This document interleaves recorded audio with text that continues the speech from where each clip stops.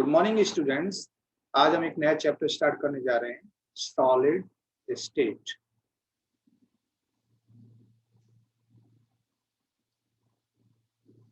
इस चैप्टर में हम सॉलिड की पहले कैरेक्टरिस्टिक्स स्टडी करेंगे कि सॉलिड में क्या क्या प्रॉपर्टीज होती हैं।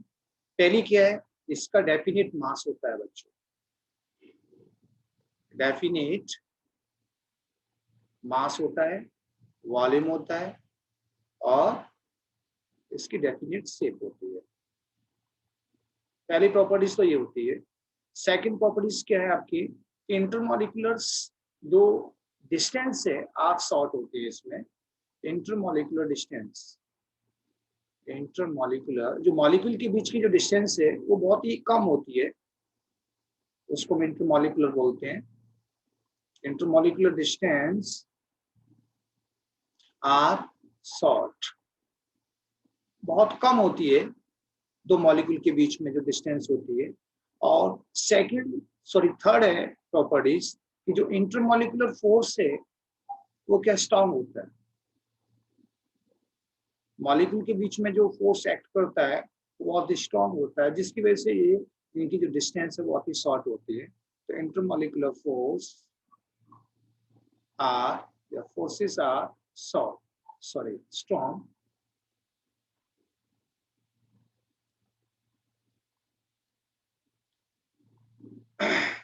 ठीक है। और फोर्थ है आपकी कि they are incompressible and rigid होते हैं। ये they are incompressible, incompressible and rigid, काफी सख्त होते हैं ये। ठीक है। अब हम यहाँ पर टाइप्स ऑफ सॉलिड स्टडी करने जा रहे हैं, ज्यादा यानी कि करेक्ट प्रॉपर्टीज के बारे में डिस्कस नहीं करेंगे। ठीक है, हम स्टडी करने जा रहे हैं अब टाइप्स ऑफ सॉलिड। तो यहाँ पर सॉलिड्स दो टाइप्स का होता है आपकी, टू टाइप्स, एक तो क्रिस्टलाइन सॉलिड्स और दूसरा है एमोर्फस सॉलिड्स। तो कुछ प्रॉपर्टीज हैं, इनके बेसिस पर हम क्रिस्टलाइन सॉलिड्स और एमोर्फस सॉलिड्स को यहाँ पर स्टडी करेंगे। तो यहाँ लिख लेते हैं हम प्रॉपर्टीज, प्रॉपर्टी, और ये इधर लिख देते हैं क्रिस्टलाइन सॉलिड, क्रिस्टलाइन, और दूसरा है यहाँ पर एमोर्फस।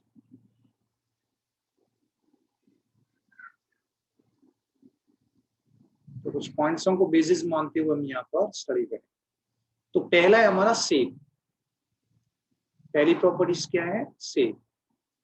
तो जो क्रिस्टलाइन सॉलिड्स होती है उनमें डेफिनेट शेप होती है, डेफिनेट ज्योमेट्री होती है, डेफिनेट ज्योमेट्रिकल शेप होती है। और इसमें क्या होती है बच्चों आपकी, इर्रेगुलर, इर्रेगुलर शेप होती है। सेकंड प्रॉपर्टीज है हमारी यहाँ पर मेल्टिंग पॉइंट। क्या बच्चों, मेल्टिंग पॉइंट। तो जो क्रिस्टलाइन सॉलिड्स हैं वो क्या होते हैं, melt eight sharp temperature, melt eight sharp temperature. एक डेफिनेट टेम्परेचर पर ये पूरा का पूरा क्रिस्टलाइन सॉलिड्स मेल्ट हो जाता है। ठीक है, लेकिन एमोर्फस सॉलिड्स में ऐसा नहीं होता है। इसमें क्या होता है, gradually softer over range of temperature. ये क्या होता है, धीरे धीरे मेल्ट होता है एक रेंज ऑफ टेम्परेचर पर। तो ये है आपकी ओवर रेंज ऑफ टेम्परेचर। ठीक है, melt eight over range of temperature. ठीक है, सिंपल से एक एग्जांपल ले लेते हैं, रबर का एग्जांपल लेते हैं। रबर को आप जब मेल्ट करोगे तो एक साफ टेम्परेचर पर पूरा का पूरा रबर मेल्ट नहीं होता है, थोड़ा टाइम लेता है वो। ठीक है, मेल्ट होने में पहले सॉफ्ट होगा तब वो मेल्ट होगा। ओके, ठीक है। नेक्स्ट है आपकी थर्ड है क्लीवेज प्रॉपर्टीज।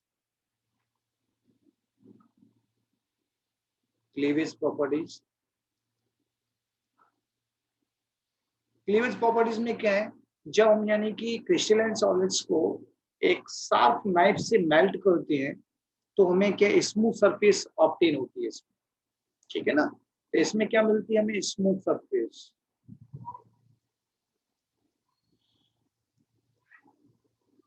ठीक है, जब शार्प नाइफ से इसको कट करते हैं क्रिस्टलाइन सॉलिड्स को तो क्या मिलता है हमें, स्मूथ सरफेस मिलता है।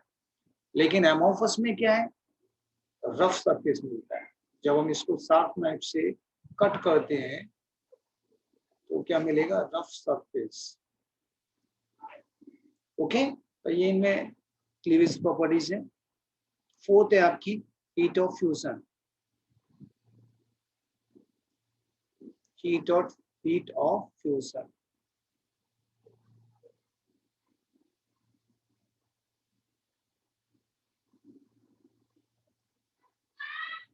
Heat of fusion.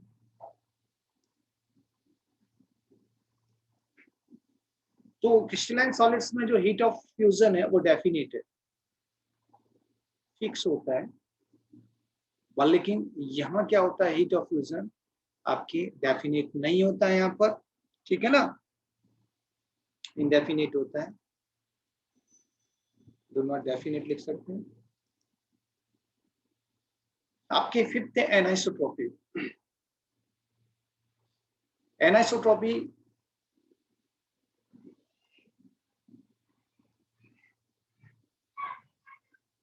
एनाइसोट्रॉपी क्या होता है आपकी, एनाइसोट्रॉपी नेचर आपकी क्या है कि अगर हम क्रिस्टलाइन सॉलिड्स का अगर हम किसी भी एंगल से अगर या किसी भी साइड से अगर स्टडी करते हैं तो डिफरेंट प्रॉपर्टीज नजर आती है, ठीक है ना। तो उसको हम बोलते हैं एनाइसोट्रॉपी। या एनाइसोट्रॉपी का मतलब क्या है कि किसी भी सॉलिड्स का अगर हम डिफरेंट एंगल से अगर स्टडी करें तो उसकी प्रॉपर्टीज डिफरेंट एंगल से डिफरेंट आएंगी, तो उसको हम बोलते हैं एनाइसोट्रॉपी। तो क्रिस्टलाइन सॉलिड्स में आपके एनाइसोट्रॉपी होती है।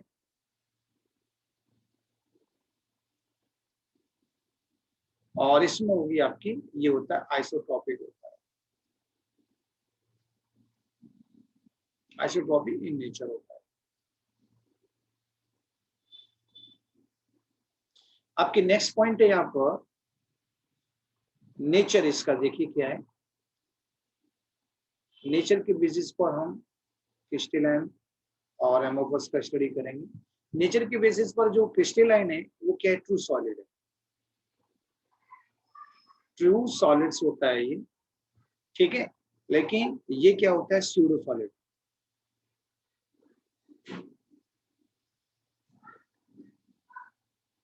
ठीक है, स्यूडो सॉलिड होता है। या फिर हम बोल सकते हैं इसको, ये सुपर कूल्ड होता है। क्या होता है, सुपर कूल्ड लिक्विड है ये,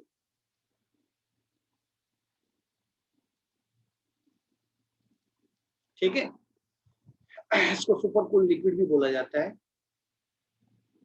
ठीक है। नेक्स्ट आपके फाइनल जो प्रॉपर्टीज है वो है order in arrangement of constituent particles. Order in arrangement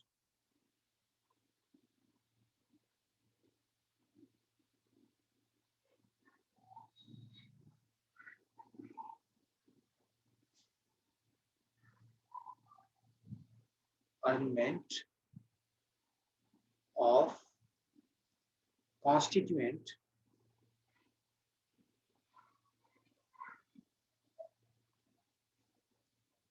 particle, ठीक है ना। तो यहां पर क्या होता है, लॉन्ग रेंज अरेंजमेंट होता है, लॉन्ग रेंज ऑर्डर अरेंजमेंट होता है, लॉन्ग रेंज ऑर्डर अरेंजमेंट होता है। इसमें क्या होता है, यहाँ पर ओनली शॉर्ट रेंज ऑर्डर होता है इसका, ओनली शॉर्ट रेंज अरेंजमेंट होता है, ठीक है। तो ये कुछ आपके 7 प्रॉपर्टीज हैं जिनके बेसिस पर हमने क्रिस्टलाइन सॉलिड्स और एमोफस सॉलिड्स को यहाँ पर हमने क्लासिफाई किया है। ओके, नेक्स्ट हम यहाँ पर स्टडी करने जा रहे हैं आपके types of crystalline solids. Crystalline solids आपकी कितने टाइप्स का होता है वो हम यहाँ पर स्टडी करेंगे। तो यहाँ पर है, लिख देते हैं classification of crystalline solids.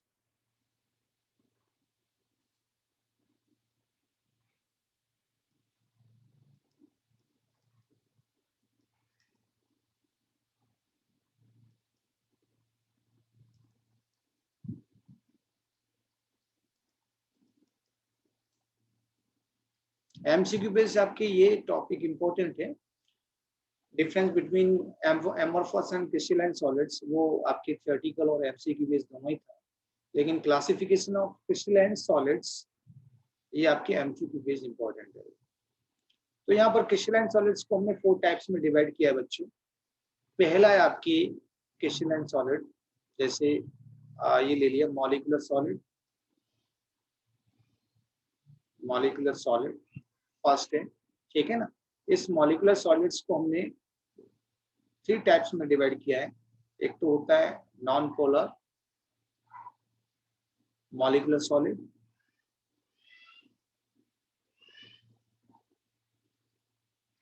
Okay. दूसरा है आपके यहाँ पर polar molecular solid, polar molecular solid दूसरा आपकी, और तीसरा है आपके यहाँ पर hydrogen bond containing molecular solid.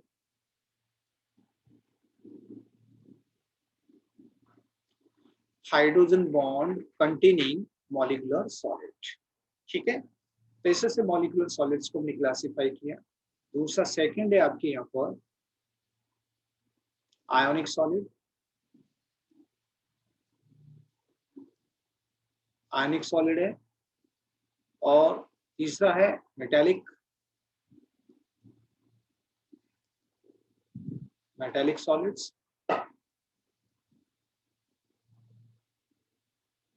Next fourth है आपके यहाँ पर कोवलेंट और network solid, covalent and network solid, okay. तो इससे से ये हुआ classification of crystalline solids. One by one हम यहाँ पर स्टडी करेंगे। तो पहले हम करते हैं मॉलिक्यूलर सॉलिड्स, ठीक है। मॉलिक्यूलर सॉलिड्स में जो कॉन्स्टिट्यूएंट पार्टिकल्स होते हैं, कुछ प्रॉपर्टीज को बेस मानकर स्टडी करेंगे। मॉलिक्यूलर सॉलिड्स में जो कॉन्स्टिट्यूएंट पार्टिकल है वो आपके क्या होता है, मॉलिक्यूल्स होगा। इन तीनों में जो कॉन्स्टिट्यूएंट पार्टिकल्स होगा वो क्या होगा, मॉलिक्यूल्स, ओके। और इसमें आयनिक सॉलिड्स में जो कॉन्स्टिट्यूएंट पार्टिकल्स होगा वो होगा आयोनिक, और मेटेलिक सॉलिड्स में जो कॉन्स्टिट्यूएंट पार्टिकल्स है वो है आपके पॉजिटिव आयंस। यहाँ पर कॉन्स्टिट्यूएंट पार्टिकल्स क्या होगा, positive ions in a sea of delocalized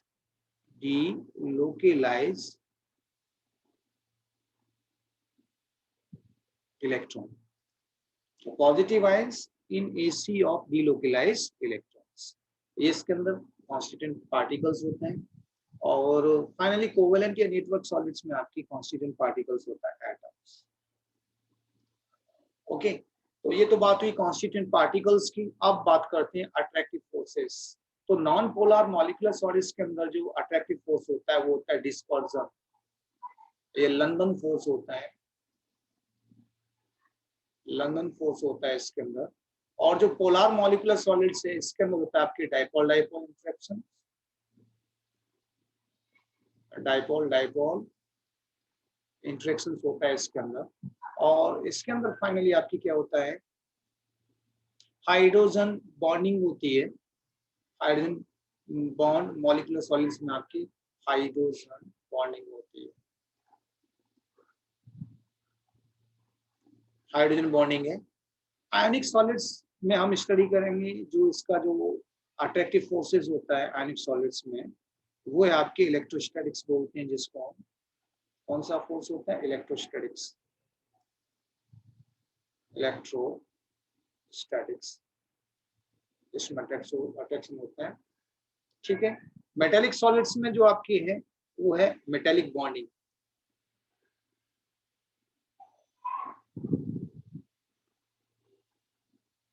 metallic bonding इसमें अट्रैक्टिव फोर्स होता है, और आपके इसमें होता है कोवेलेंट बॉन्डिंग होती है, कोवेलेंट बॉन्डिंग। तो ये है बच्चों आपकी अट्रैक्शन फोर्सेस जो कि डिफरेंट टाइप के क्रिस्टलाइन सॉलिड्स में अवेलेबल होते हैं। अब है next physical nature. Physical nature यानी कि अब देखिए इसमें London force, dipole dipole, hydrogen bonding, ये सब के एक तरह से वीक फोर्स हैं। तो ये सब क्या होंगे नेचर में, सब के सब आपके क्या होंगे, सॉफ्ट होंगे। तो थोड़ा हाइड्रोजन बॉन्ड थोड़ा स्ट्रांग होता है, इसलिए ये थोड़ा हार्ड होगा। ये क्या होगा, नेचर में हार्ड होगा, लेकिन ये दोनों के दोनों आपके क्या होंगे, नेचर में सॉफ्ट होंगे। ठीक है ना, ओके। अब बात करते हैं हम यहाँ पर आयनिक सॉलिड्स के बारे में। ये आयनिक सॉलिड्स क्या है, अगर इनका नेचर क्या है, ये हार्ड होते हैं बट क्या होते हैं, ब्रिटल होते हैं। ये क्या होते हैं, ब्रिटल, ब्रिटल नेचर होंगे। ठीक है ना, अगर ये नीचे गिर जाते हैं तो एकदम बिखर जाएंगे ये। ओके। अब नेक्स्ट आते हैं हम यहाँ पर मेटेलिक सॉलिड्स में। तो इसमें क्या है, आपकी मेटेलिक बॉन्डिंग है, ठीक है। और ये क्या होंगे बच्चों, आपकी हार्ड होंगे, ठीक है, और मैलिएबल होंगे, और ये क्या हो सकते हैं, आपके डक्टाइल भी होते हैं। ठीक है, मैलिएबल एंड डक्टाइल प्रॉपर्टीज भी इनमें होती है। अब हम चलते हैं आपके कोवेलेंट में। तो ये बच्चों आपके हार्ड होते हैं, ये क्या होते हैं, हार्ड होते हैं। ठीक है, तो ये हुई इनकी यानी कि नेचर की बात। अब चलते हैं इलेक्ट्रिकल कंडक्टिविटी। इलेक्ट्रिकल कंडक्टिविटी की अगर बात की जाए तो आपके जो मॉलिक्यूलर सॉलिड्स हैं वो सब के सब क्या है, वो सब के सब क्या है, आपकी इंसुलेटर होंगे। मॉलिक्यूलर सॉलिड होंगे वो सब के सब क्या होंगे, इंसुलेटर। ठीक है, आयनिक सॉलिड्स की अगर बात करते हैं तो ये सॉलिड फॉर्म में आपके क्या होते हैं, इंसुलेटर होते हैं। बट अगर इनका एक्वस सॉल्यूशन बनाया जाए या फिर इनको फ्यूज फॉर्म में रखा जाए तो ये आपके क्या हो सकते हैं, कंडक्टर हो सकते हैं। ठीक है ना, कंडक्टर हो जाते हैं। अब हम बात करते हैं आपकी मेटेलिक सॉलिड्स की। तो मेटेलिक सॉलिड्स आपके जो होते हैं वो सब के सब क्या होते हैं, कंडक्टर होते हैं। क्या होते हैं ये, इलेक्ट्रिसिटी के क्या होंगे, कंडक्टर होंगे। ये सब के सब इलेक्ट्रिसिटी के होंगे कंडक्टर। अब बात करते हैं कोवेलेंट या नेटवर्क सॉलिड्स की। तो इसमें कुछ एग्जांपल ऐसे हैं जो कि आपकी क्या है, कंडक्टर होते हैं इलेक्ट्रिसिटी के, लेकिन आपके कुछ एग्जांपल ऐसे हैं जो कि नॉन कंडक्टर होते हैं। जैसे बात की जाए ग्रेफाइट की, तो ग्रेफाइट इलेक्ट्रिसिटी का कंडक्टर है। ग्रेफाइट कंडक्टर होता है आपकी इलेक्ट्रिसिटी का, लेकिन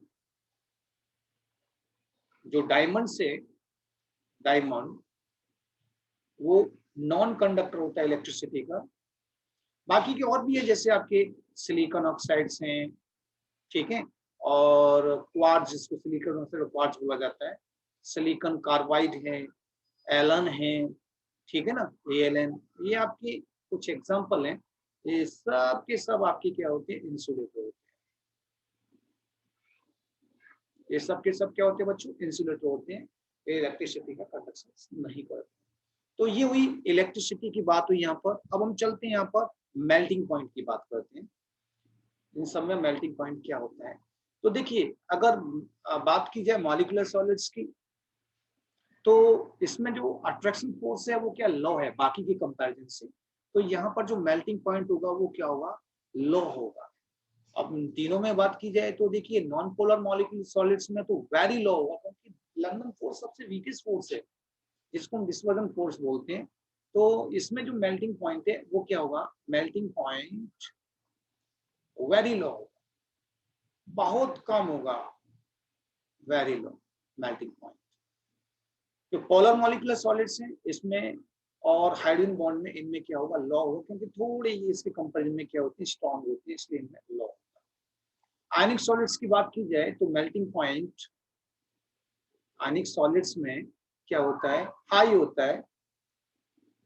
आयनिक सॉलिड्स में कैसा होगा बच्चों, आपकी हाई होगा। ठीक है। और मेटेलिक सॉलिड्स में थोड़ा आयनिक सॉलिड से ज्यादा होगा, ज्यादा मेल्टिंग पॉइंट होगा इसमें। और कोवेलेंट और नेटवर्क सॉलिड की बात की जाए तो ये तो भाई सबसे ज्यादा होता है इसमें। मेल्टिंग पॉइंट कोवेलेंट या नेटवर्क सॉलिड्स में क्या होगा, वेरी हाई, वेरी हाई, बहुत ज्यादा होगा बच्चों इसमें। ओके, अब फाइनली बात की जाती है एग्जांपल की। तो मॉलिक्यूलर सॉलिड्स में नॉन पोलर मॉलिक्यूलर सॉलिड्स के जो एग्जांपल हैं, जैसे आप कोई भी ले सकते हैं, जैसे आपकी आर्गन है, आयोडीन है, हाइड्रोजन्स है, ठीक है, CO2 है, ये सब आपकी क्या नॉन पोलर मॉलिक्यूलर सॉलिड्स में आएंगे। पोलर मॉलिक्यूलर सॉलिड्स में आप एग्जांपल ले सकते हो बच्चों, HCl है, SO2 है, ये सब एग्जांपल ले सकते हो। हाइड्रोजन बॉन्ड वाले में आप जैसे आइस का एग्जांपल ले सकते हो, हाइड्रोजन बॉन्ड वाले में H2। ओके, ये एग्जांपल इसके अंदर आप इंक्लूड कर सकते हैं। आयनिक सॉलिड्स में जैसे NaCl है, जिंक सल्फाइड है, CaF2 है, बहुत सारे आपके एग्जांपल हैं वो इसमें आते हैं। मेटेलिक सॉलिड्स में जैसे आयरन मेटल है, कॉपर है, सिल्वर है, मैग्नीशियम है, गोल्ड है, ये सब आपकी क्या मेटेलिक सॉलिड। कोवेलेंट और नेटवर्क सॉलिड्स की मैं आपको एग्जांपल दे चुका हूं बच्चों, जैसे ग्रेफाइट है, डायमंड है, सिलिकॉन डाइऑक्साइड है जिसको क्वार्ट्ज बोलते हैं, आपके सिलिकॉन कार्बाइड है, और एलन है। ठीक है, तो ये कुछ एग्जांपल इनके बारे में हुए। तो बच्चों इस तरह से हम क्लासिफिकेशन ऑफ क्रिस्टलाइन सॉलिड में यहाँ पर स्टडी किया। ओके, ठीक है, नेक्स्ट लेक्चर में हम नेक्स्ट टॉपिक के साथ आएंगे। Thank you.